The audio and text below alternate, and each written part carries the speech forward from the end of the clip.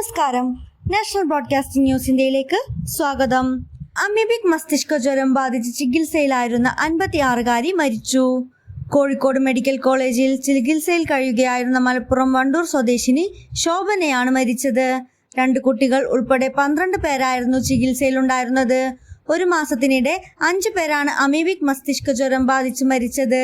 വിദേശത്ത് നിന്നുൾപ്പെടെ മരുന്നെത്തിച്ച് രോഗികൾക്ക് നൽകുന്നുണ്ടെന്ന് മെഡിക്കൽ കോളേജ് അധികൃതർ അറിയിച്ചിട്ടുണ്ട്.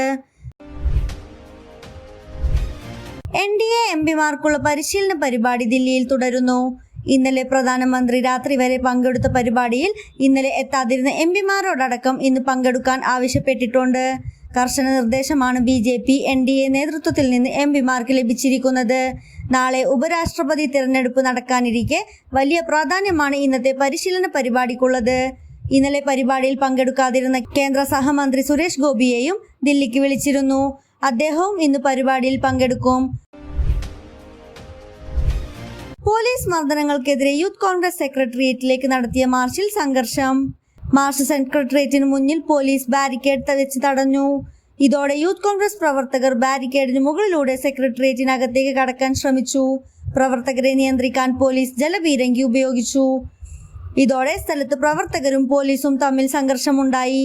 പ്രതിഷേധങ്ങളുടെ പശ്ചാത്തലത്തിൽ സെക്രട്ടേറിയറ്റിന് മുന്നിലും അകത്തും വൻ പോലീസ് സന്നാഹമാണ് നിലയുറപ്പിച്ചിട്ടുള്ളത്. മുഖ്യമന്ത്രിയുടെ ഔദ്യോഗിക വസതിയായ ക്ലിഫ് ഹൗസിനും തിരുവനന്തപുരം ജില്ലാ കോടതിക്കും ബോംബ് ഭീഷണി. ബോംബ് സ്ക്വാഡ് 2 സ്ഥലങ്ങളിലും പരിശോധന നടത്തുകയാണ്. ജില്ലാ കോടതിയുടെ ഇമെയിലിലേക്കാണ് ബോംബ് ഭീഷണി എത്തിയത്. കഴിഞ്ഞ കുറെ നാളുകളായി ഇത്തരത്തിൽ സന്ദേശങ്ങൾ എത്തുന്നുണ്ട്. ഇന്ത്യക്കെതിരെ അധിക തീരുവ ചുമത്തിയ US പ്രസിഡന്റ് ഡൊണാൾഡ് ട്രംപിനെ പിന്തുണച്ച് യുക്രൈൻ പ്രസിഡന്റ് വ്ളോഡിമിർ സെലൻസ്കി. റഷ്യയിൽ നിന്ന് എണ്ണ വാങ്ങുന്ന ഇന്ത്യക്കെതിരെ ട്രംപ് എടുത്ത തീരുമാനം ശരിയാണെന്നായിരുന്നു സെലൻസ്കിയുടെ പ്രതികരണം.